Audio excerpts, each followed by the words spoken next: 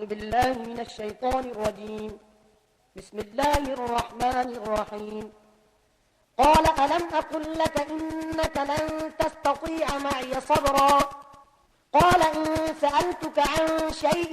بعدها فلا تصاحبني قد بلغت من لدني عذرا فانطلقا حتى إذا أتيا أهل قرية استطعما أهلها فأبوا أن يضيفوهما فوجدا فيها جدارا يريد أن ينقض فأقامه قال لو شئت لاتخذت عليه أجرا قال هذا فراق بيني وبينك سأنبئك بتأويل ما لم تستطع عليه صبرا أما السفينة فكانت لمساكين يعملون في البحر فأردت أن أعيبها وكان وراءهم ملك يأخذ كل سفينة غصبا وأما الغلام فكان أبواه مؤمنين فخشينا أن يرهقهما طغيانا وكفرا فأردنا أن يبدلهما ربهما خيرا منه زكاة وأقرب رحما وأما الجدار فكان لغلامين يتيمين في المدينة وكان تحته كنز لهما وكان أبوهما صالحا فأراد ربك أن يبلغا أشدهما ويستخرجا كنزهما رحمة من ربك وما فعلته عن أمري ذلك تأويل ما لم تستطع عليه صبرا ويسألونك عن ذي القرنين قل سأتلو عليكم منه ذكرا إنا مكنا له في الأرض وآتيناه من كل شيء سببا فأتبع سببا حتى إذا بلغ مغرب الشمس وجدها تغرب في عين حمئة ووجد عندها قوما قلنا يا ذا القرنين إما أن تعذب وإما أن تتخذ فيهم حسنا قال أما من ظلم فسوف نعذبه ثم يرد إلى ربه فيعذبه عذابا نكرا وأما من آمن وعمل صالحا فله جزاء الحسنى وسنقول له من أمرنا يسرا ثم أتبع سببا حتى إذا بلغ مطلع الشمس وجدها تطلع على قوم لم نجعل لهم من دونها سترا كذلك وقد أحطنا بما لديه خبرا ثم أتبع سببا حتى إذا بلغ بين السدين وجد من دونهما قوما لا يكادون يفقهون قولا قالوا يا ذا القرنين إن يأجوج ومأجوج مفسدون في الأرض فهل نجعل لك خرجا على أن تجعل بيننا وبينهم سدا قال ما مكني فيه ربي خير فأعينوني بقوة أجعل بينكم وبينهم ردما آتوني زبر الحديد حتى إذا ساوى بين الصدفين قال انفخوا حتى إذا جعله نارا قال آتوني أفرغ عليه قطرا فما استطاعوا أن يظهروه وما استطاعوا له نقبا قال هذا رحمة من ربي فإذا جاء وعد ربي جعله دكاء وكان وعد ربي حقا وتركنا بعضهم يومئذ يموج في بعض ونفخ في السور فجمعناهم جمعا وعرضنا جهنم يومئذ للكافرين عرضا الذين كانت أعينهم في غطاء عن ذكري وكانوا لا يستطيعون سمعا أفحسب الذين كفروا أن يتخذوا عبادي من دوني أولياء إنا أعتدنا جهنم للكافرين نزلا قل هل ننبئكم بالأخسرين أعمالا الذين ضل سعيهم في الحياة الدنيا وهم يحسبون أنهم يحسنون صنعا أولئك الذين كفروا بآيات ربهم ولقائه فحبطت أعمالهم فلا نقيم لهم يوم القيامة وزنا ذلك جزاؤهم جهنم بما كفروا واتخذوا آياتي ورسلي هزوا إن الذين آمنوا وعملوا الصالحات كانت لهم جنات الفردوس نزلا خالدين فيها لا يبغون عنها حولا قل لو كان البحر مدادا لكلمات ربي لنفد البحر قبل أن تنفد كلمات ربي ولو جئنا بمثله مددا قل إنما أنا بشر مثلكم يوحى إلي أنما إلهكم إله واحد فمن كان يرجو لقاء ربه فليعمل عملا صالحا ولا يشرك بعبادة ربه أحدا بسم الله الرحمن الرحيم كافها يا عين صاد ذكر رحمة ربك عبده زكريا إذ نادى ربه نداء خفيا قال رب إني وهن العظم مني واشتعل الرأس شيبا ولم أكن بدعائك رب شقيا وإني خفت الموالي من ورائي وكانت امرأتي عاقرا فهب لي من لدنك وليا يرثني ويرث من آل يعقوب واجعله ربي رضيا يا زكريا إنا نبشرك بغلام اسمه يحيى لم نجعل له من قبل سميا قال رب أنى يكون لي غلام وكانت امرأتي عاقرا وقد بلغت من الكبر عتيا قال كذلك قال ربك هو علي هين وقد خلقتك من قبل ولم تك شيئا قال رب اجعل لي آية قال آيتك ألا تكلم الناس 3 ليال سويا فخرج على قومه من المحراب فأوحى إليهم أن سبحوا بكرة وعشيا يا يحيى خذ الكتاب بقوة وآتيناه الحكم صبيا وحنانا من لدنا وزكاة وكان تقيا وبرا بوالديه ولم يكن جبارا عصيا وسلام عليه يوم ولد ويوم يموت ويوم يبعث حيا واذكر في الكتاب مريم إذ انتبذت من أهلها مكانا شرقيا فاتخذت من دونهم حجابا فأرسلنا إليها روحنا فتمثل لها بشرا سويا قالت إني أعوذ بالرحمن منك إن كنت تقيا قال إنما أنا رسول ربك لأهب لك غلاما زكيا قالت أنى يكون لي غلام ولم يمسسني بشر ولم أك بغيا قال كذلك قال ربك هو علي هين ولنجعله آية للناس ورحمة منا وكان أمرا مقضيا فحملته فانتبذت به مكانا قصيا فأجاءها المخاض إلى جذع النخلة قالت يا ليتني مت قبل هذا وكنت نسيا منسيا فناداها من تحتها ألا تحزني قد جعل ربك تحتك سريا وهزي إليك بجذع النخلة تساقط عليك رطبا جنيا فكلي واشربي وقري عينا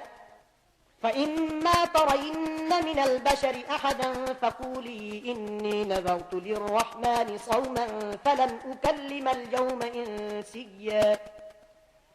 فأتت به قومها تحمله قالوا يا مريم لقد جئت شيئا فريا يا أخت هارون ما كان أبوك امرأ سوء وما كانت أمك بغيا فأشارت إليه قالوا كيف نكلم من كان في المهد صبيا قال إني عبد الله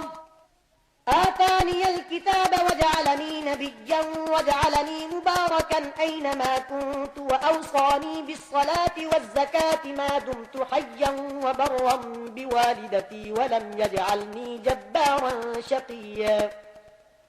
والسلام علي يوم ولدت ويوم أموت ويوم أبعث حيا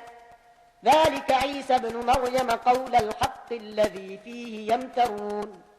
ما كان لله أن يتخذ من ولد سبحانه إذا قضى أمرا فإنما يقول له كن فيكون وإن الله ربي وربكم فاعبدوه هذا صراط مستقيم فاختلف الأحزاب من بينهم فويل للذين كفروا من مشهد يوم عظيم أسمع بهم وأبصر يوم يأتوننا لكن الظالمون اليوم في ضلال مبين وأنذرهم يوم الحسرة إذ قضي الأمر وهم في غفلة وهم لا يؤمنون إنا نحن نرث الأرض ومن عليها وإلينا يرجعون واذكر في الكتاب إبراهيم إنه كان صديقا نبيا إذ قال لأبيه يا أبت لم تعبد ما لا يسمع ولا يبصر ولا يغني عنك شيئا يا أبت إني قد جاءني من العلم ما لم يأتك فاتبعني أهدك صراطا سويا يا أبت لا تعبد الشيطان إن الشيطان كان للرحمن عصيا يا أبت إني أخاف أن يمسك عذاب من الرحمن فتكون للشيطان وليا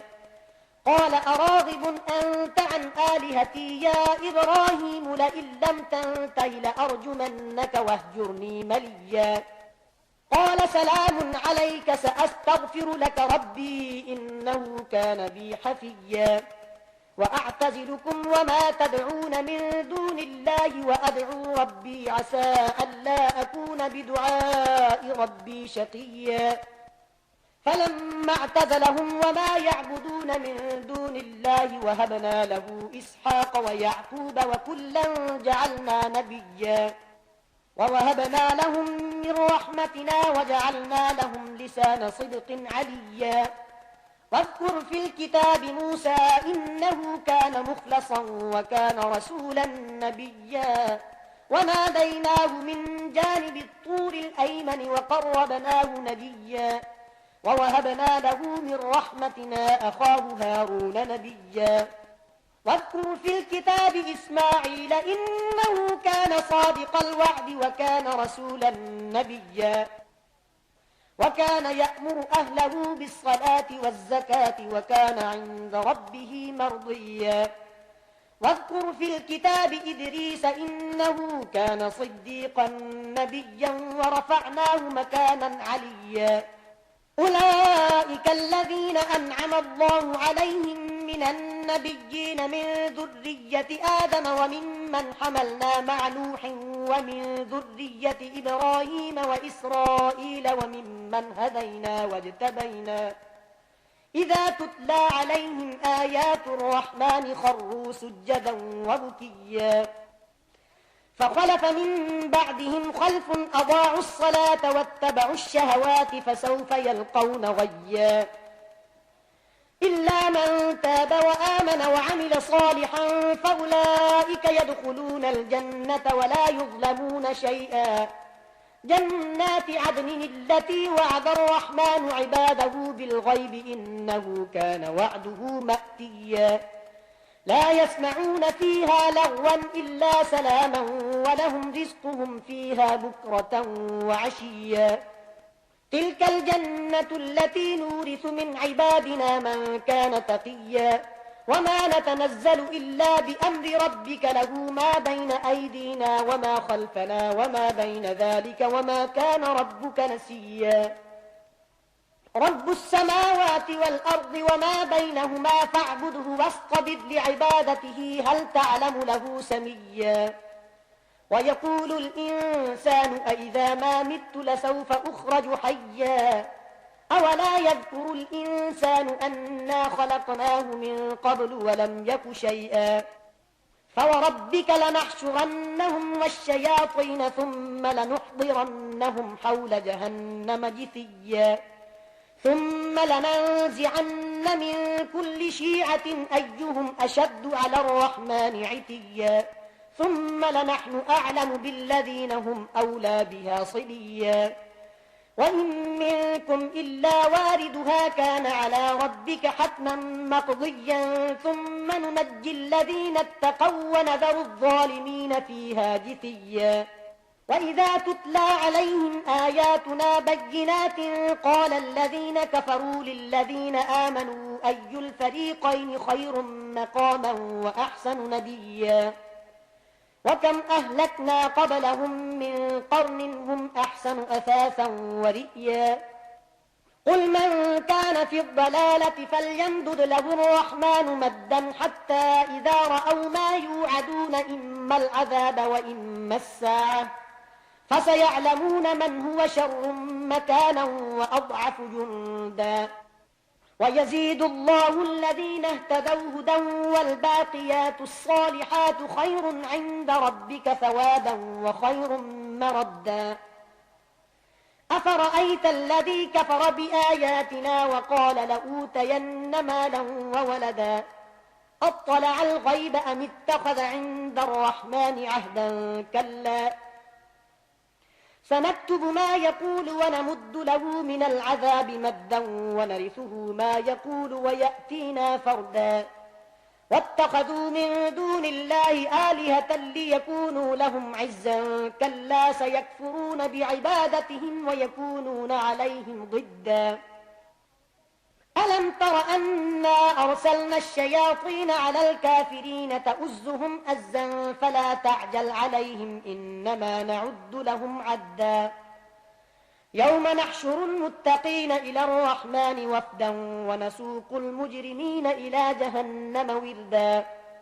لا يملكون الشفاعة إلا من اتخذ عند الرحمن عهدا وقالوا اتخذ الرحمن ولدا لقد جئتم شيئا إدا تكاد السماوات يتفطرن منه وتنشق الأرض وتخر الجبال هدا أن دعوا للرحمن ولدا وما ينبغي للرحمن أن يتخذ ولدا إن كل من في السماوات والأرض إلا آتي الرحمن عبدا لقد أحصاهم وعدهم عدا وكلهم آتيه يوم القيامة فردا إن الذين آمنوا وعملوا الصالحات سيجعل لهم الرحمن ودا فإنما يسرناه بلسانك لتبشر به المتقين وتنذر به قوما لدا وكم أهلكنا قبلهم من قرن هل تحس منهم من أحد أو تسمع لهم ركزا بسم الله الرحمن الرحيم طه ما أنزلنا عليك القرآن لتشقى إلا تذكرة لمن يخشى تنزيلا ممن خلق الأرض والسماوات العلا الرحمن على العرش استوى له ما في السماوات وما في الأرض وما بينهما وما تحت الثرى وإن تجهر بالقول فإنه يعلم السر وأخفى الله لا إله إلا هو له الأسماء الحسنى وهل أتاك حديث موسى إذ رأى نارا فقال لأهلهم كثوا إني آنست نارا لعلي آتيكم منها بقبس أو أجد على النار هدى فلما أتاها نودي يا موسى إني أنا ربك فاخلع نعليك إنك بالوادي المقدس طوى وأنا اخترتك فاستمع لما يوحى إنني أنا الله لا إله إلا أنا فاعبدني وأقم الصلاة لذكري إن الساعة آتية أكاد أخفيها لتجزى كل نفس بما تسعى فلا يصدنك عنها من لا يؤمن بها واتبع هواه فتردى وما تلك بيمينك يا موسى قال هي عصاي أتوكأ عليها وأهش بها على غنمي ولي فيها مآرب أخرى قال ألقها يا موسى فألقاها فإذا هي حية تسعى قال خذها ولا تخف سنعيدها سيرتها الأولى واضمم يدك إلى جناحك تخرج بيضاء من غير سوء آية أخرى لنريك من آياتنا الكبرى اذهب إلى فرعون إنه طغى قال رب اشرح لي صدري ويسر لي أمري واحلل عقدة من لساني يفقهوا قولي واجعل لي وزيرا من أهلي هارون أخي اشدد به أزري وأشركه في أمري كي نسبحك كثيرا ونذكرك كثيرا إنك كنت بنا بصيرا قال قد أوتيت سؤلك يا موسى ولقد مننا عليك مرة أخرى إذ أوحينا إلى أمك ما يوحى أن اقذفيه في التابوت فاقذفيه في اليم فليلقه اليم بالساحل يأخذه عدو لي وعدو له وألقيت عليك محبة مني ولتصنع على عيني إذ تمشي أختك فتقول هل أدلكم على من يكفله فرجعناك إلى أمك كي تقر عينها ولا تحزن وقتلت نفسا فنجيناك من الغم وفتناك فتونا فلبثت سنين في أهل مدين ثم جئت على قدر يا موسى فاصطنعتك لنفسي اذهب أنت وأخوك بآياتي ولا تنيا في ذكر اذهبا إلى فرعون إنه طغى فقولا له قولا لينا لعله يتذكر أو يخشى قالا ربنا إننا نخاف أن يفرط علينا أو أن يطغى قال لا تخافا إنني معكما أسمع وأرى فأتياه فقولا إنا رسولا ربك فأرسل معنا بني إسرائيل ولا تعذبهم قد جئناك بآية من ربك والسلام على من اتبع الهدى إنا قد أوحي إلينا أن العذاب على من كذب وتولى قال فمن ربكما يا موسى قال ربنا الذي أعطى كل شيء خلقه ثم هدى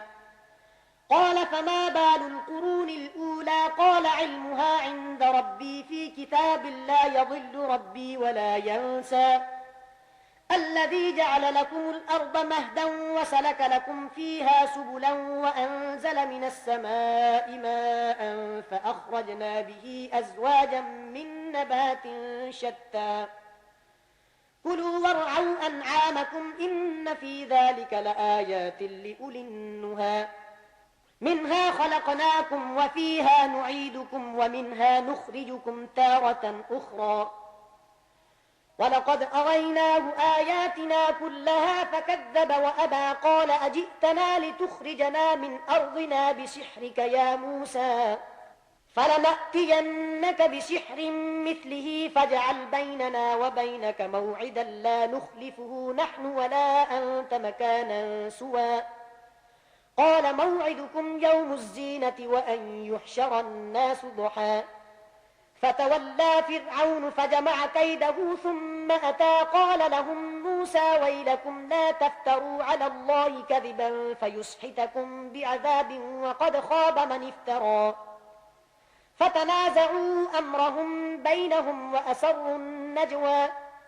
قالوا إن هذان لساحران يريدان أن يخرجاكم من أرضكم بسحرهما ويذهبا بطريقتكم المثلى فأجمعوا كيدكم ثم أتوا صفا وقد أفلح اليوم من استعلى قالوا يا موسى إما أن تلقي وإما أن نكون أول من ألقى قال بل ألقوا فإذا حبالهم وعصيهم يخيل إليه من سحرهم أنها تسعى فأوجس في نفسه خيفة موسى قلنا لا تخف إنك أنت الأعلى وألق ما في يمينك تلقف ما صنعوا إنما صنعوا كيد ساحر ولا يفلح الساحر حيث أتى فألقي السحرة سجدا قالوا آمنا برب هارون وموسى قال آمنتم له قبل أن آذن لكم إنه لكبيركم الذي علمكم السحر فلأقطعن أيديكم وأرجلكم من خلاف ولأصلبنكم في جذوع النخل ولتعلمن أينا أشد عذابا وأبقى قالوا لن نؤثرك على ما جاءنا من البينات والذي فطرنا فاقض ما أنت قاض إنما تقضي هذه الحياة الدنيا إنا آمنا بربنا ليغفر لنا خطايانا وما أكرهتنا عليه من السحر والله خير وأبقى إنه من يأت ربه مجرما فإن له جهنم لا يموت فيها ولا يحيا ومن يأته مؤمنا قد عمل الصالحات فأولئك لهم الدرجات العلا جنات عدن تجري من تحتها الأنهار خالدين فيها